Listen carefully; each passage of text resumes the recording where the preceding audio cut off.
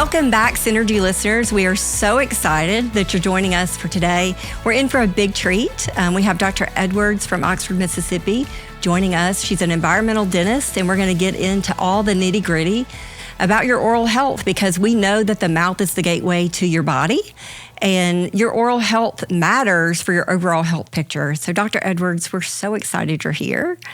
I'm so glad to be here. Nice to meet all of you guys, and I hope I can answer all the questions about the biological dentistry that we are now, the big frontier that we have. Yes, the big frontier. I feel like environmental dentistry is where we were in functional medicine about 20 years ago, where we really didn't have accessibility. We didn't have the language around what to even call functional medicine at the time. And patients are oftentimes just looking and searching and having to go out of state for treatment. And so we're glad you're here. We're glad that you're brave and bold and willing to have this discussion with us. So we always like to start out and gain an understanding about your history. So what's your story? Like, how did you land? Because I heard it through the grapevine. You were in traditional dentistry for a pretty long time before bridging over to, where you are now. So what's the story? Yeah. So I've always wanted to be a dentist ever since little girl, but then you go to dental school and you're in conventional dentistry. So I thought that was the way to practice. So I was a traditional dentist with a lot of questions for 23 years. So things like questions didn't make sense on mercury. My mom told me not to play with the mercury thermometer and break it. And it was like a catastrophe, like, don't touch it, kind of thing. And, so I'm like, why am I putting that same piece of mercury in somebody's mouth? Because we were taught in dental school at the time to do mercury fillings. So that was one thing. And it kind of led me on a journey. I'm a questioner. And then fluoride, I'm like, these teeth must be made completely out of fluoride, and we must be so deficient that's why we're getting cavities. And then when you go back and look and you're like, what is a tooth made out of? And it's hydroxyapatite and calcium and all these other things, these other minerals, but there wasn't much fluoride in there. So I'm like, what is that doing to our body, and why are they pushing it? So it's been things like that's been a big, huge question mark. That's kind of all of a sudden it got answered, and I found my people and found my answers, and now I practice biological dentistry, and it's a growing field. Some people might hear it as holistic, and some biological, and then y'all use environmental. So all of those different things. Some is functional. So it might be a whole bunch of different words, but it's the same type of dentistry. And what is that? So describe that, define that, because I do think you're right. Many people may have heard the term or not. So what does it mean? Yeah. So we just focus, instead of tooth focus, traditional dentistry is just focusing on the tooth. Do I have a cavity in this tooth? Do I have an infection in this tooth? Whereas biological or functional dentistry is going to come, I have this problem. Could I have a tooth that's related to it that could be causing it, like chronic infection? Or I have this tooth, and then is it causing this? So vice versa. So I have an oral condition causing a bodily function to be dysfunctional. So, and then it relates to the whole body. I know I see a lot of patients that'll come in with, gut health that is just completely wrecked. And it could be from one mercury filling that causes a complete, pH change in the stomach. And that can reach all kinds of havoc in the digestive system. So, I was just telling Lori before we got on here that anytime I have a patient that I can't get their gut microbiome to correct, you have that patient that you do everything and they do everything right and it's still not working. I always go back to, and I always ask the question up front, but they always tell me their mouth is fine. And I always go back to, we've got to go back to dentistry. Whatever's in your mouth is creating the problem in your gut. And more often than not, that is the case. Yeah, so often, whether it's from a chronic infection, such as a root canal cavitations, or it's the mercury filling, or it's the airway. So we're not sleeping, and then we don't get nitric oxide, and then that can cause some reflux. So a lot of the issues are started right here. Yes, they are. So when they tell us in our practice, because I'm with Kelly, they're like, my teeth are fine. I've just been to the dentist and I'm good. How would we respond? Because, right now we need to look a little bit deeper, Right. apparently, traditional, unfortunately, to your point, that whole tooth thing versus holistic dentistry is if we send a patient your way with that saying, I'm just fine. And we say, but you got to dig deeper. How do you manage that patient? Where do you start? So what you would ask them, have you ever had a root canal? Have you ever had wisdom teeth removed? Have you ever had braces?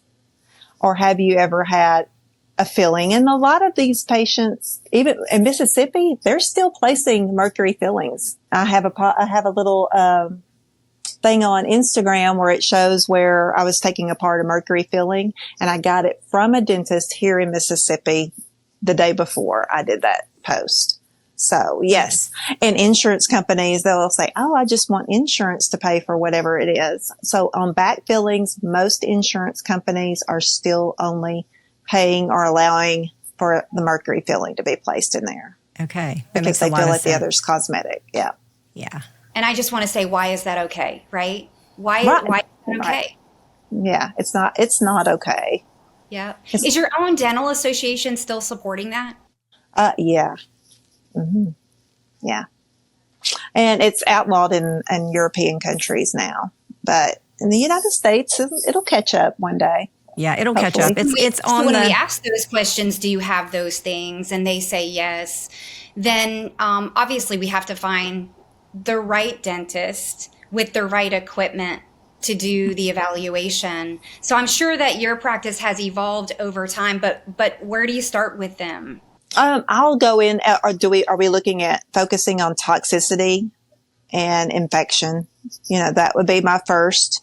Then or if all of that checks out, then I'll go to, okay, well, it could be an airway issue, and that will lead to other problems like your TMJ and things like that, which that's a whole nother story with the trigeminal nerve, and the TMJ is responsible for 60, sometimes 90% of neurological function in the body. So that could be an issue. Right. So with airway, because that's a big hot topic right now, everyone's getting a sleep study, they're getting on a CPAP. What are your strategies for airway correction in the world of dentistry? So I am focused on recreating the space from underdeveloped jaws. So that's what it is. Think of your teeth when you put them together as a parking garage. And what's supposed to park in there is your tongue. And your tongue is supposed to posture at the roof of your mouth. So if it's posturing low and then you have weak jaw muscle, say it's kind of retruded, or you've had orthodontics and you've had teeth taken back from removal of some teeth, then that's going to compromise the airway. And so that tongue will be pushed in the airway. Well, you lay that patient on their back and then everything falls backwards. And then we have a flaccid oropharynx, and automatically we've got an obstruction. So there's where we are. And women like my size, your size, are having upper airway resistance issues. So it's not a full-fledged apnea, but it's very fragmented sleep. Right. So those issues are starting to arise, or it's pain from the TMJ because they've been pushed back so far. Yeah, so one fun fact is the first place we'll gain fat is actually in the tongue. So speaking for small females, even a small amount of weight gain can lead to some obstruction. So they don't necessarily have to be overweight to see some of that happen, especially if they already have a liver narrow function. Yeah. So if your liver isn't draining correctly, and you don't have a toxic buildup in your tongue, and then your brain, and also underdeveloped jaws is the biggest deal I see is we have underdeveloped jaws because we're not breathing through our nose and we're not producing nitric oxide. So can we talk a little bit about that? The underdeveloped jaw? I mean, do you think that's nutritional starting with preconception? Mm-hmm. Preconception, yes. Yes. Those mamas are not getting enough vitamin D. Their microbiome is destroyed. Most of them have been on oral contraceptives. because they probably have irregular periods or heavy menstrual cycles. Well, that's the first thing that OBs want to put them on, and GYNs want to put them on is a birth control pill, which, that depletes a lot of nutrients. Yes. And then when we're a sedentary lifestyle, we don't get out and get sun, and then we're on a standard American diet. All that is a perfect storm for not having the nutrients necessary and the body built to handle a pregnancy. And so in the first 8 to 12 weeks, that's when our jaws form and the tongue, and that's when it starts to collapse. So if we don't have that structure, it's not going to develop there. What it's going to do is vital organs first. So the body is want to do everything it can to stay alive. Or it could be from traumas. That mama could be going through a trauma at the time when she's pregnant, and that can deplete her nutrients. And traumas are a lot tied up in the fascia, which that tongue will not posture correctly. And there's a lot to it. Yeah, there's a whole lot to it. One of my passions is preconception medicine. So I love working with women prior to pregnancy, kind of getting their bodies ready, and anything that we can get them to do dental-wise before pregnancy pays off big as they embrace, that next phase of life and having those kiddos. So I'm glad you're speaking to that. I mean, we see kids now more than ever with palate expanders. That didn't used to be a thing. I saw the Invisalign commercial with a removable non-metal palatal expander, and that's coming up. There's a lot, metal is a big deal to these parents. And most of the childhood cavities are associated with mouth breathing, not necessarily food, because most of my parents are crunchy mamas, I like to call them. So these crunchy moms already know a lot of nutritional, they've already been down that road. They're probably on the journey with you, Kelly. So they know now what they want to pass down to their children, not a standard American diet, but we're mouth breathing.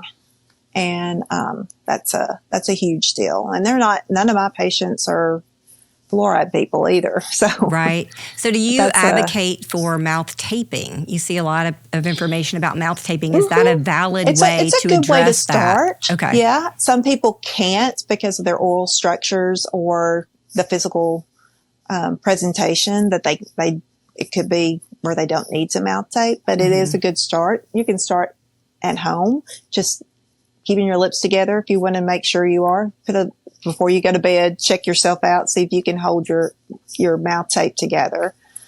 Some people are so bad where they can't breathe through their nose because it's so clogged up, that mouth taping would probably be a dangerous thing. So they kind of have to judge that when they're awake.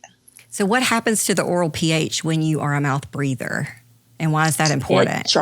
It'll drop significantly. So then your microbiome is decreased. So I tell the patients, it's like the bad guys outnumber the good guys.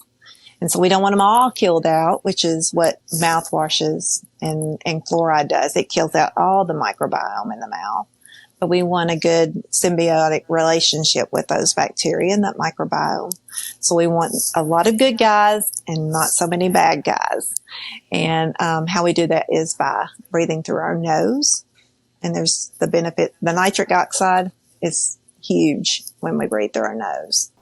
So how do you know the good guys and the bad guys? Are you able to do, because we work a lot in gut health, right? We are able to check their gut microbiome, and very few people even think about the mouth having a microbiome of its own. So how do you know? Yeah, you microbiome testing. So if we really see that there's a constant problem, or we have periodontal disease or an inflammation, and we're trying to see where we need to target, because different bacteria need different targets. Then we would go in and do a sample send off, and there's several different companies. I've played around with a few of them. It just depends on what I'm trying to target, but we'll check that microbiome out and see which bacteria we are dealing with, and then we'll know how to attack them. Is there a quicker way in the office, or is there a time at which you swab just the gum line? I had a patient today who mentioned it. It was like just a in and out when they went, and she was she was taken back and so excited to know that they were able to swab and see it. Yeah. Not so just the bacteria, but Right, like with the microscope. Yes, with the microscope, yeah. Mm-hmm. So let's talk about mouthwash, because you mentioned that earlier. Conventional mouthwash that's alcohol-based just basically wipes out the good and the bad, and with that, the ability to make nitric oxide, which is really important for cardiovascular health. So let's talk about that a little bit. So everything, and a hot topic is the mitochondria as well. So nitric oxide is every little cell in your body has to have it. And so if it's not, it's made by the little microbiome, so the little good bacteria that's in your mouth, and and it's in the back of your nose, so we have to nasal breathe. And we can stimulate them. But we also, when we mouthwash, is the number one way to kill out those bacteria. And those bacteria are so important for our overall gut health as well as our cardiovascular health, our cell health. We have healthy cells, we have a healthy body. But if we have sick cells, we're going to have a sick body. So for people that have a disturbed oral microbiome, is there a safe mouthwash, like hydrogen peroxide or anything that you would recommend to use short term? I have a few products in here, but then I'm wondering, why do you, I always ask the patient, well, why would you need that? Because most of the time we don't even need that. So if we're having a microdysbiosis, well, that's when we'll have bad breath. Gotcha. Are we mouth breathing? Because the mouth breathing will cause bad breath. Are we constipated? Because that's a different bad breath. So there's different, compounds that, will cause you to have the odor. So you could have a sinus infection, chronic sinusitis, and it's not painful. But that could be a problem. So, and that's from an improper swallow usually. And that's from a tongue posture issue and a tongue tie. So we can go down that road too. Yeah. So do you deal with tongue tie? Do you address that? Okay. I do. Mm-hmm. That's good to know. Because that affects posture. That'll affect, and the breathing. Right. And all the way your hip structure. There's a lot tied with that tongue. That tongue, the fascia from that tongue goes from the tongue all the way down to the underneath your feet, the soles of your feet. So plantar fasciitis can even be associated with a tight tongue. So is tongue tie more common today, or is it just more, are we looking for it more? It goes back to the development in the fetus at 8 to 12 weeks. So that's when the tongue starts to make its proper position. And if it's not formed correctly, then that's when we'll see it. And they're saying it's a little bit of B vitamins. Okay. That's the issue with it. So if you think back, we'll go back and circle back again to oral contraceptives. That's one of the main displacements of B vitamins. And PPIs. And metformin. Yeah. Oh, the protein pump inhibitors for sure. Yeah. There's a long list that do disturb our ability to stay balanced in the way of the B vitamins for sure. Mm-hmm. And commonly used, not thought twice about, right? Not thought twice about. Yeah. Yeah. So bad. Yeah. Mm-hmm. Yeah. I wanted to go back to mercury if you don't mind, because Sure.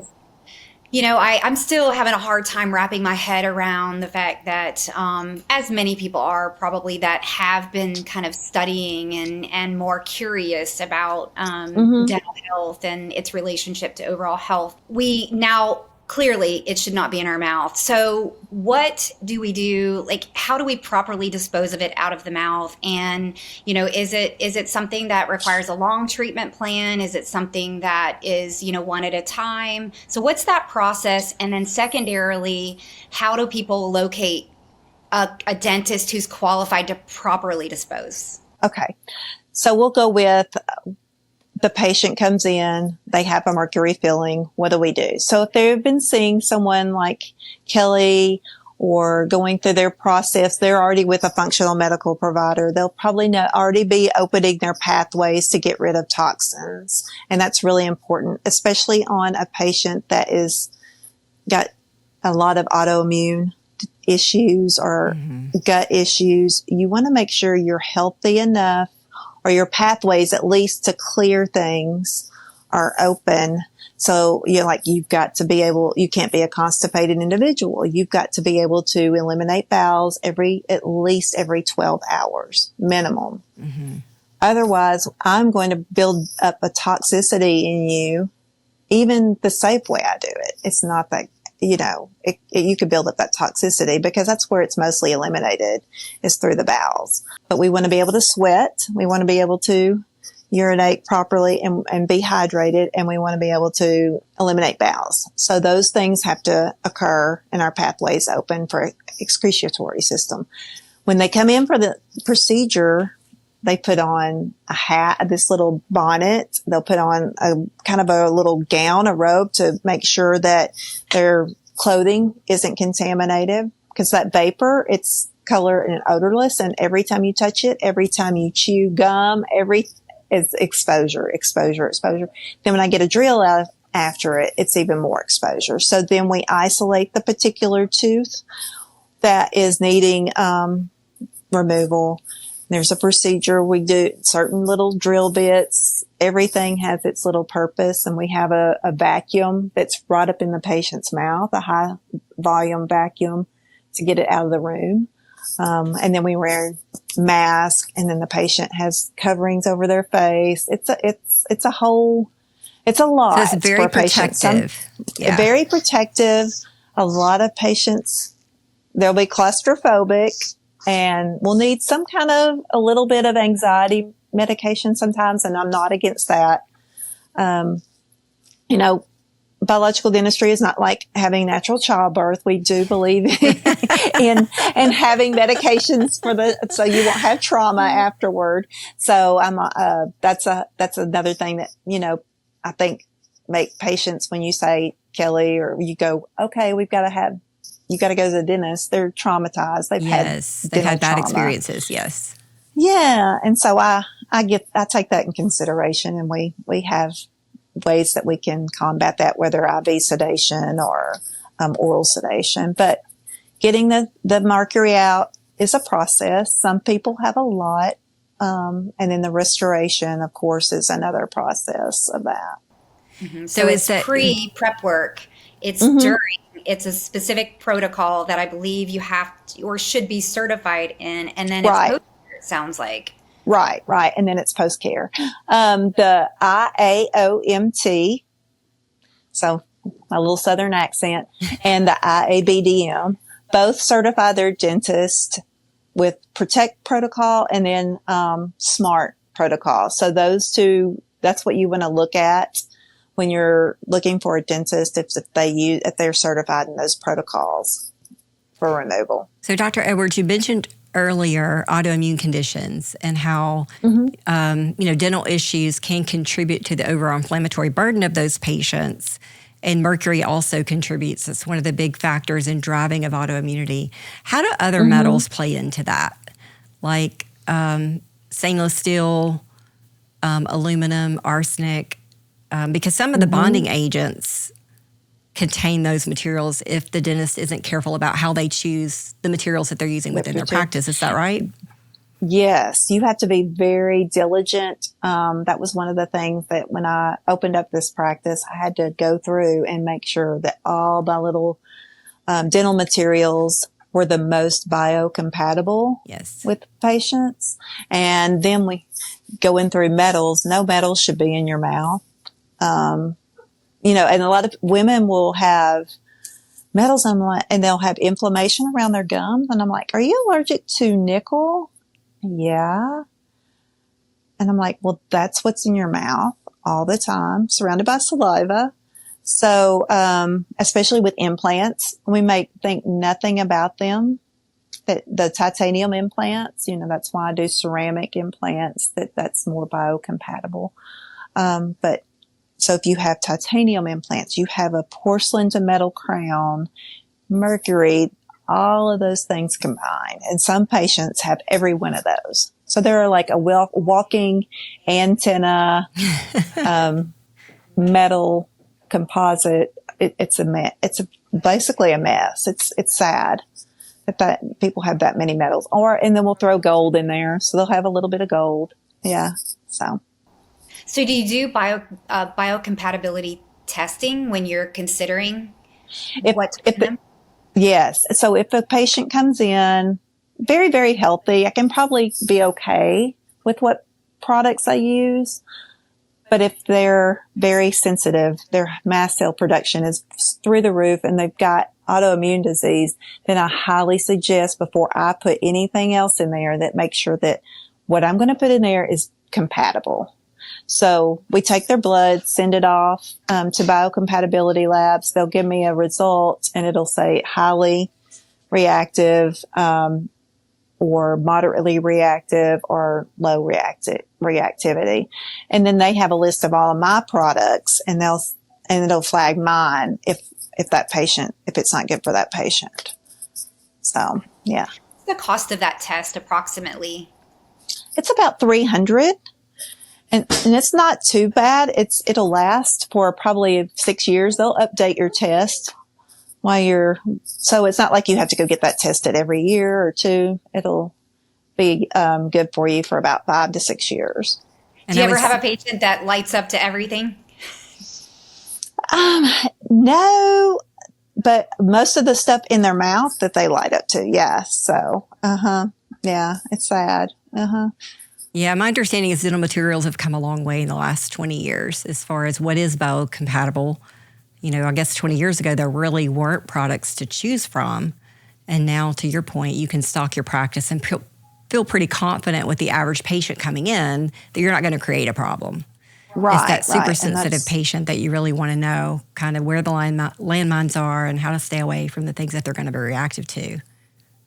Right. Especially if they're going to invest all their money into getting well.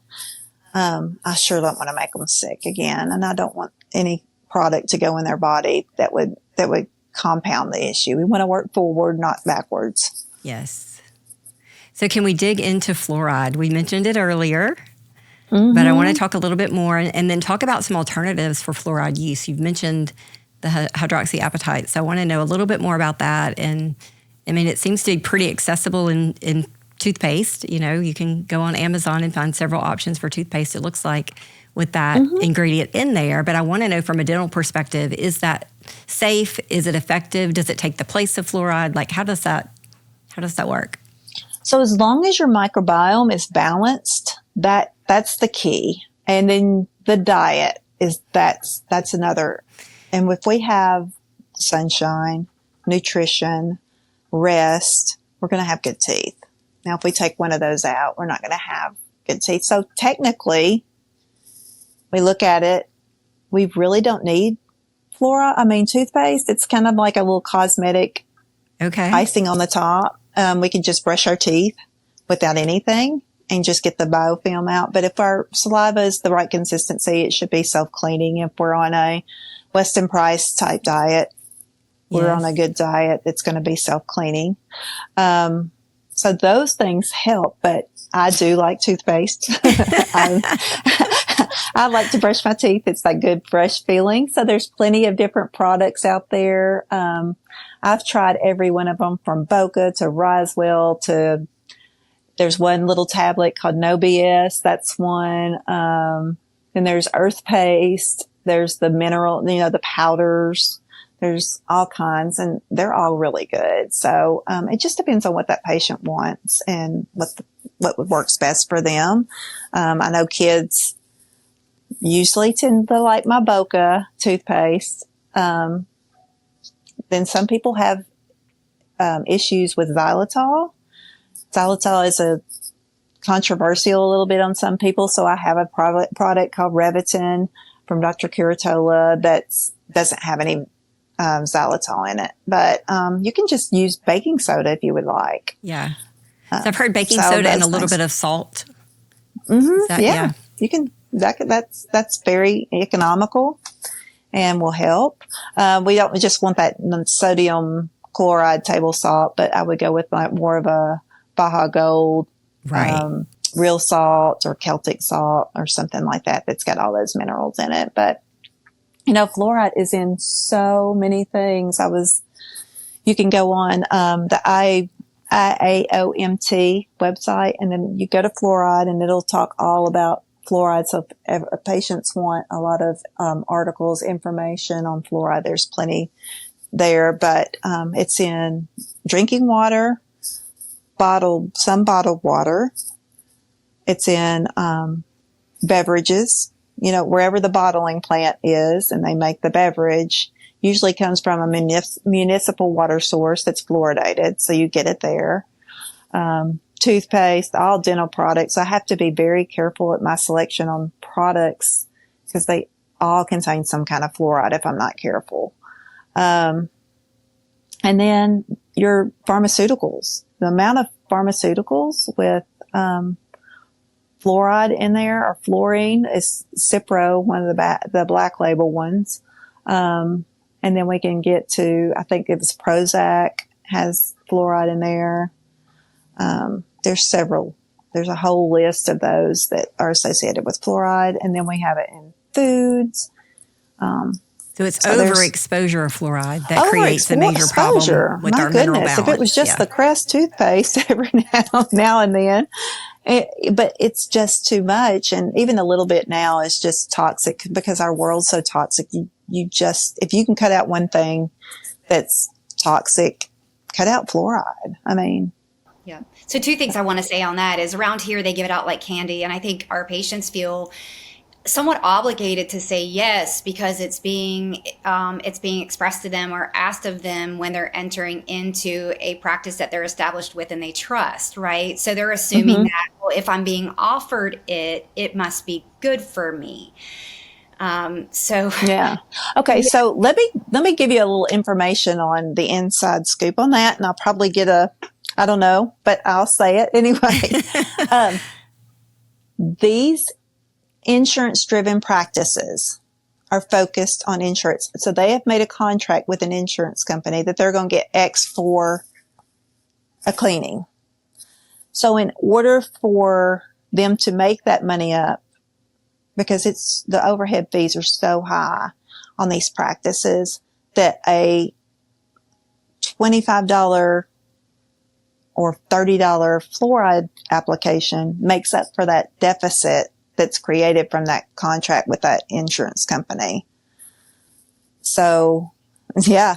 So it's a filler. So you can kind of see why they want to do that, but they think they're doing good. And I was there, believe me, I was there. I was on that side before, and I see it, but you can say no. Now that the American Dental Association does have a code for a fluoride-free varnish, and they make them.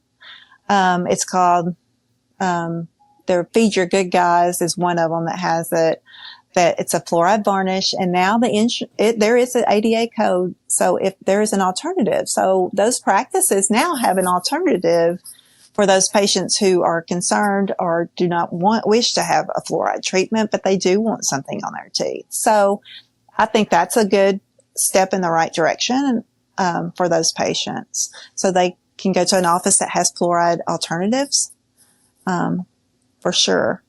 And it's okay to say no. It's your body. That's right. Right. Yeah. Speak it loud. Yeah. I mean, it's your body. Say no. I mean, if they're offended, that's on them. So speak up for yourself because nobody else is going to.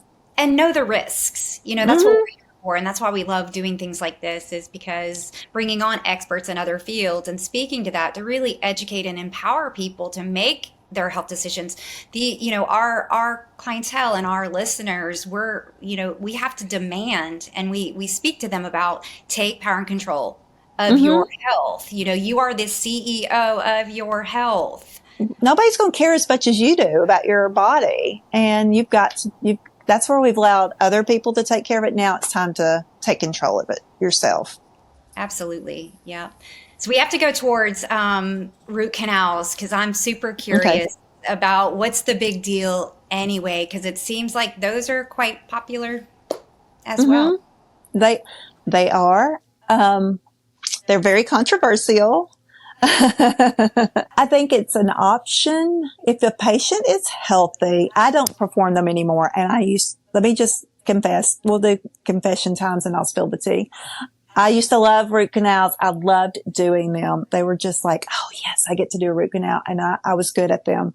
But once I see the problems that they cause and we can't get it that clean, no matter how hard I try, no matter how many courses I go to, no matter all the things, a laser, an ozone, a piezo, all these things. You can get a microscope, but you're still not going to get all of that tooth fumigated and cleaned out. And then at the end of the day, it is a dead organ that's remaining in your body. So what happens is that dead organ, it might be good for right now.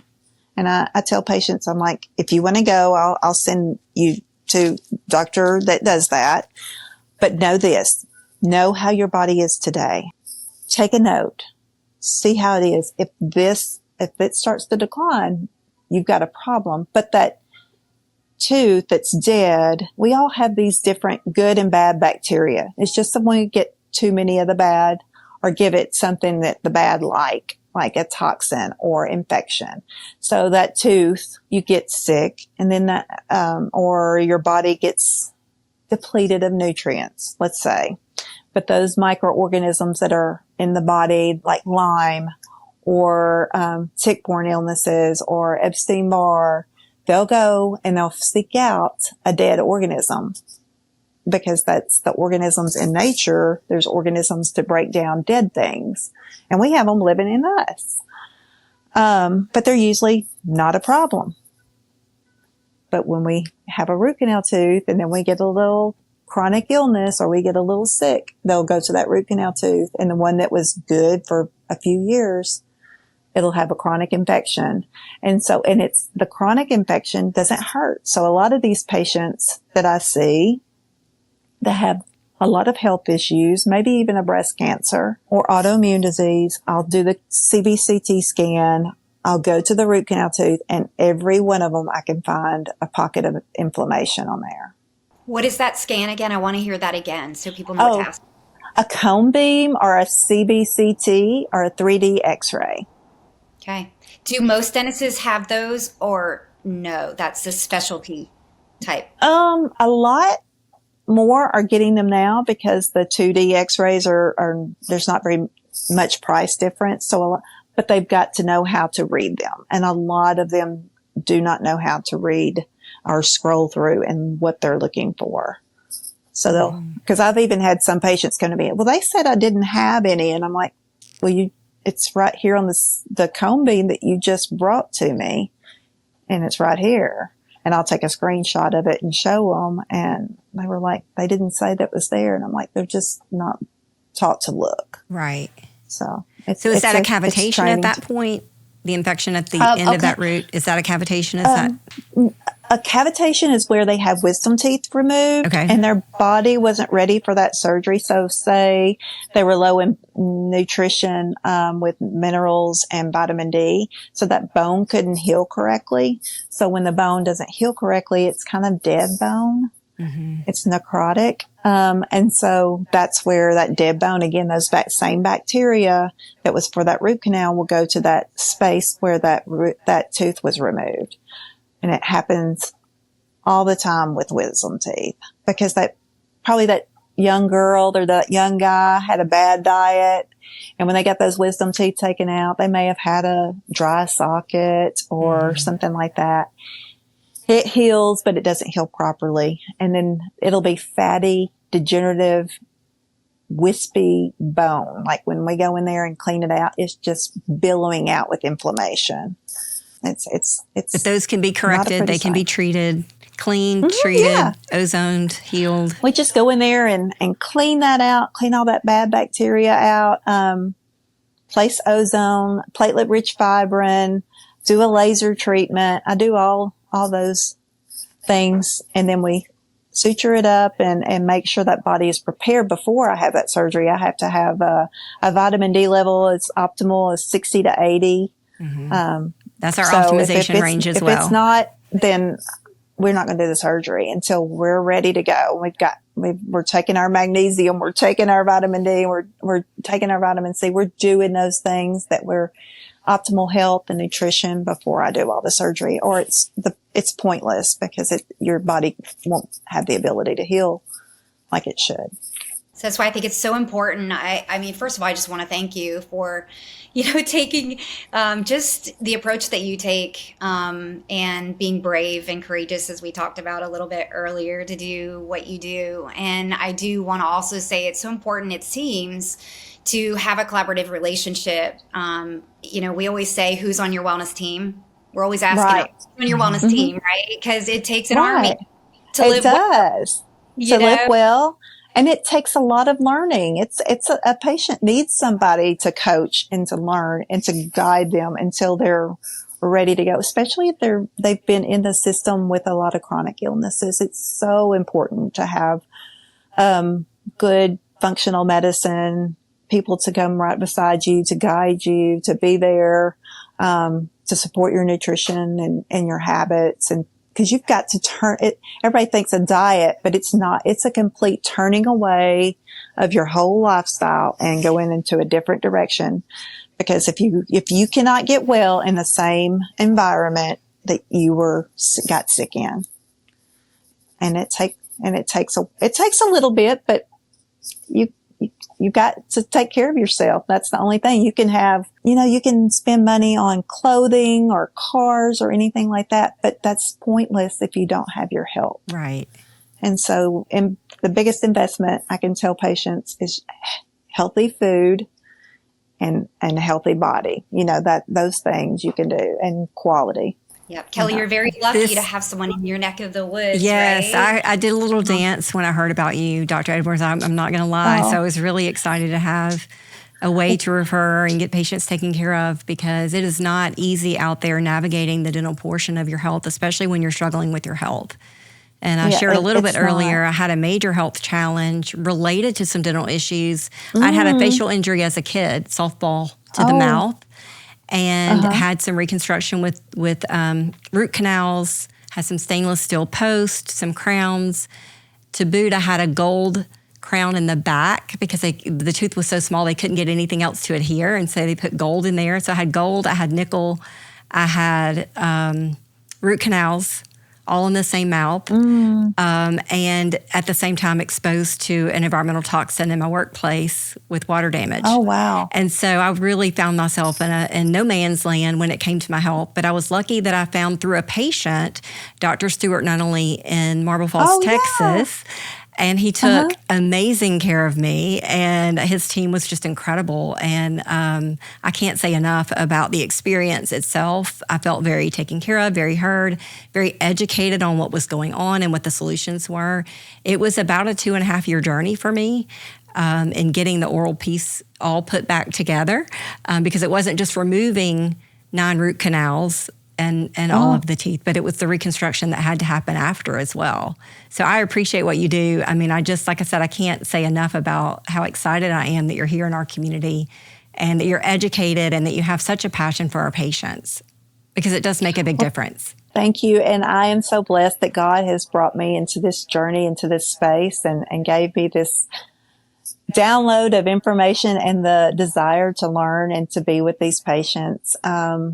Hopefully one day that this will be mainstream dentistry. Yes, it will be. We won't, we'll be all practicing this way. I think it's coming about, and, patients have that choice, and I want them to know, demand it, it comes from the consumer. Change is happening with the consumer, just like in medicine. Medicine is really finding out that functional medicine is what people want and they desire, and they don't want to go to the doctor. They don't want to go to the regular allopathic medicine. They want to go to somebody who cares and it's going to look at those numbers and actually get them well. And the same is happening in dentistry, and I'm excited to be a pioneer and a part of it. I'm excited too. And I will say this, I have several dentists in my practice currently that I'm treating, and all of them are super interested in ongoing education as it relates to environmental. And one of the things that I tell them is, I don't want you exposing yourself or your team. Mm-hmm. Think about all the things that you've been exposed to throughout your career. I want to make sure you're protected as the dentist, right? And that your team's protected, because you guys are exposed every single day. And so making those changes within the practice, they're not easy changes, but there's plenty of courses out there. Dr. Stewart Nunnerly, I mentioned him earlier, he does some training in his office in Marble Falls. Yeah.